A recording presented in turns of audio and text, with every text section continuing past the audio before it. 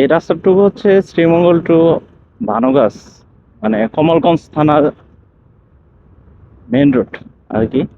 এই রোডের একটি বৈশিষ্ট্য আছে, বৈশিষ্ট্য হচ্ছে এই গাছগুলো। আপনি রাস্তার দুই পাশে যত গাছগুলো দেখবেন সব গাছগুলো হচ্ছে অর্জন গাছ।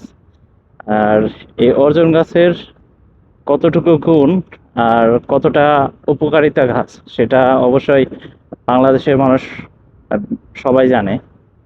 তো অর্জন গাছের যে অক্সিজেনটা, মানে কার্বন ডাই অক্সাইডটা গ্রহণ করে অক্সিজেনটা ত্যাগ করে, এটা একদম পিওর ন্যাচারাল। যে জায়গায় যে জায়গাতে অর্জন গাছ বা নিম গাছ থাকে সে জায়গাতে রোগবালাইয়ের পরিমাণ অনেক কম। তো শুধু এটা না, অর্জন গাছের ছাল দিয়ে, মানে বাকল দিয়ে অনেক প্রকার ঔষধি জিনিসপত্র তৈরি করা যায়।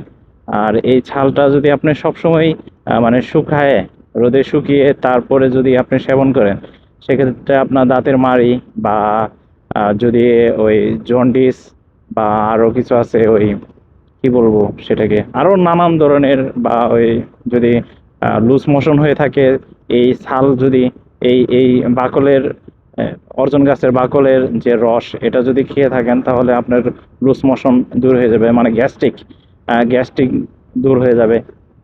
মানে এই রুটটা আমার কাছে এত ভালো লাগার কারণটাই হচ্ছে এটা। মানে এইটা এত ভালো লাগার কারণটাই হচ্ছে এটা যে দুই পাশে আছে আপনার ঔষধি গাছ এবং প্রকৃতির একটি সুন্দর নিয়ামত।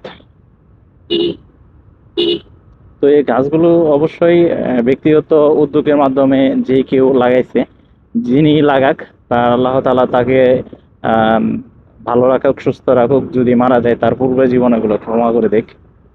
এরকম ভাবে প্রত্যেকটা জায়গাতে যদি অর্জন গাছের আহ, অর্জন গাছ এভাবে লাগানো থাকে তাহলে সেই জায়গাতে মানে রোগবালাই প্রচুর কম হবে, আর দেখতেও একটা অন্যরকম সৌন্দর্য লাগে, মানে রাস্তার দুই পাশে যখন গাছগুলা থাকে।